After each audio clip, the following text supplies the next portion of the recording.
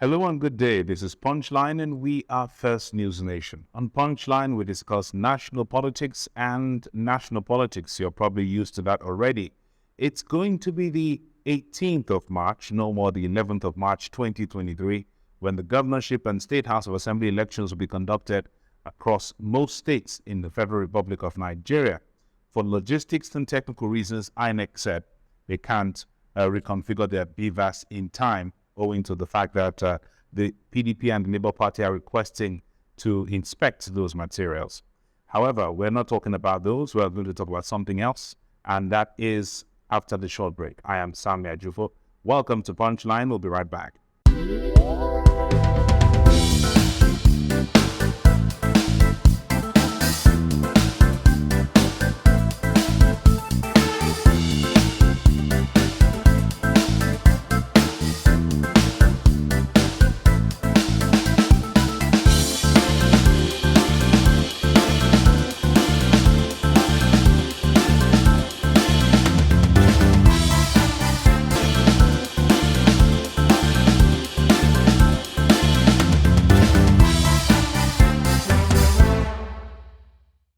You're welcome back. It's still Punchline. Don't forget to like and subscribe to all our social media handles, Facebook, Twitter, Instagram, as well as YouTube.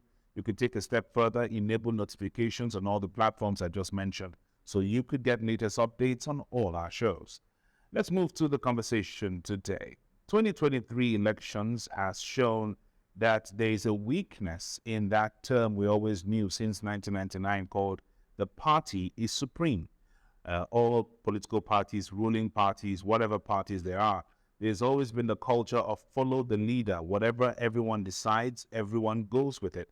But it seems like 2023 is going to be the beginning of the end of the supremacy and loyalty to party affiliations, considering what we've been seeing politicians do. If this is the latest tradition, be rest assured it's going to continue for a very, very long time.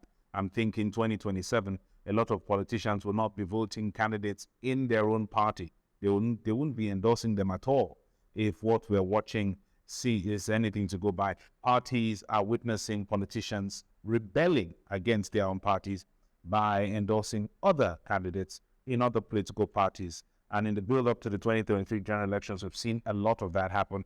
We're just going to give you a small recap of what has happened so far, and this culture, this trend that has become widespread, how far is it going to go? Let's take you back a little bit. February 2023, just a few weeks ago, when we had Governor Ibukuna Amosu, former governor of Ogun State, currently senator representing APC, defy his own political party to support the governorship candidacy of the ADC that has ruffled a lot of feathers in the political space, especially in Ogun State. This is not the first time when Dapo Abiodun was trying to make headway as a governorship candidate in 2015, his first tenure. The same governor disapproved of that and supported another candidate from another party. He's doing it again in 2023 as elections draw close. So Governor Ibukuna Amosu, the immediate past governor who just handed over to Dapo Abiodun, is not supporting the candidacy of his own party, APC. Like I said, he has done that before. Let's go to Imo State a while back when the last governorship election was to take place. The last governorship election that threw up Emeka Ihedioha of the PDP as the winner before the Supreme Court decided to change what the people decided.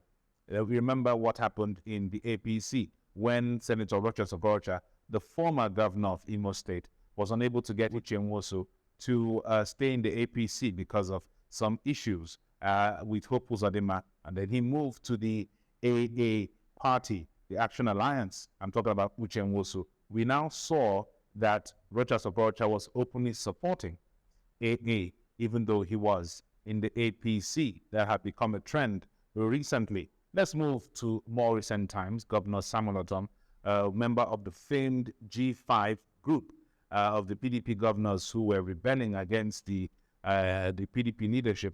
Governor Samuel Otom, governor of Benue State, just a few days or weeks before the presidential election, openly supported the candidacy of Peter Obi of the Labour Party and made a statement that said, look, If this means he's going to lose his own senatorial ambition, so be it. And so be it. He lost his senatorial ambition.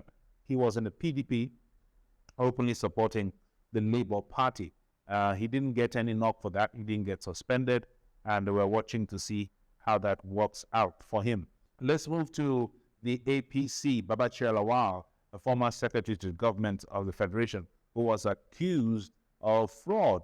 Now, the case has been struck out. He has been termed as it was wrongfully accused. But he still is in the APC, but has openly supported Peter Obi of the Labour Party. Actually, that support divided the Labour Party in Adamawa State, which made them lose the election. There was a polarization of some sort. Well, that was Babachir Lawal, who we don't know whether he's left the APC, but he was openly supporting the Labour Party. Talk about anti-party activities. All the parties have provisions within their internal constitution against fraternizing with other political parties, but it seems nobody cares about that provision. Let's move over to Enugu State. Even within the Enugu State government structure, the current chairman of the Enugu Capital Territory Development Agency is Dr. Joseph Ono.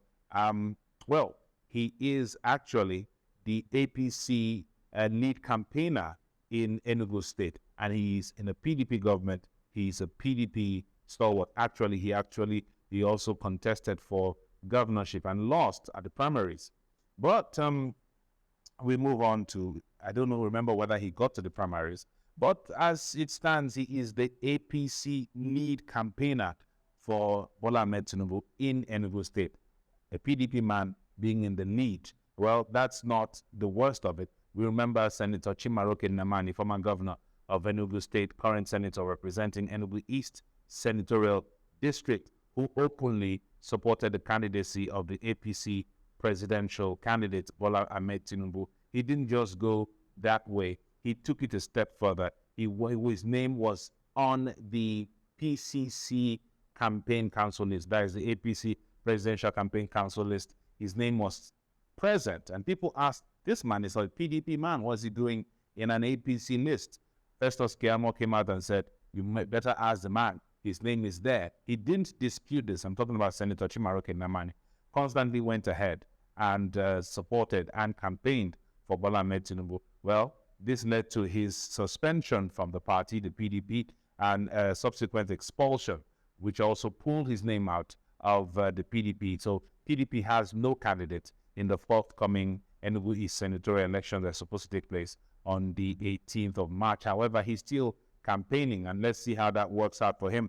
That is what's going on in it. So we are seeing this consistently, that this trend of what we used to have traditionally called party supreme, whatever the party says, we agree, that culture has changed. Let's also look down the road, not too far away. Senator Ayim Piles Ayim, former Senate President, former Secretary to the Government of the Federation under President Goodluck Jonathan, openly said, well, he admires Peter Obi and admires what Peter Obi has achieved, and he wishes him well. That was not an endorsement, but kind of subtly, people said, you're actually supporting Peter Obi. He's a PDP man, also giving props to the Labour Party candidate. We also saw this same thing happen with the governor of Ebonyi State. He didn't actually come out and give support to Peter Obi, but he expressed admiration.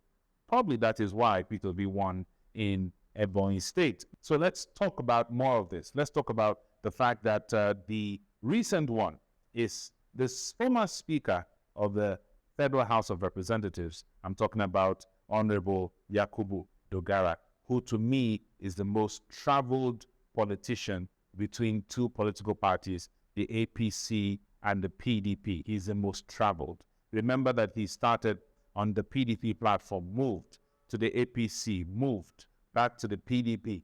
Now he is in the PDP, but recent news is that he's openly supporting the candidacy of the governorship candidate of the APC. He's forgetting the fact that his own state governor, the governor of Bauchi State, Malam Mohammed, is seeking a second tenure. This man is going ahead publicly to lead the campaign of the governorship candidate of the APC in Bauchi State. He's a PDP man following the APC governorship candidate in Bauchi State. This is a question we should ask ourselves. Is this thing called party supremacy still in force? Is it still holding water? So we are seeing politicians recently in their parties openly supporting candidates of other parties. Some get suspended, some don't. So what does this mean as we go forward in our political trajectory? It means that, well, you would give an excuse to say that they are supporting candidates, not the party, but the candidate is flying on the party's flag. So is this a good tradition? Is this a good culture? Is this something we are going to be seeing more of? Is this something we're going to expect? What does the constitutional provision within these parties say about such actions? Staying within your party and supporting another party when you know that your party also has a candidate vying for the same seat. If you have any comments about this, please go ahead and drop it in the comment section below. What will 2027 look like? That's a question. Now we've started this culture, what happens going forward? If, like I said, you have any comments, please drop them in the comment section below. Like and subscribe to our social media handles, Facebook, Twitter, Instagram, as well as YouTube. Thanks for watching Punchline today. I am Sammy Ajufo. Go ahead and follow me. I will see you again for the next episode as we count down to the governorship election come 18th of March, 2023. Stay safe.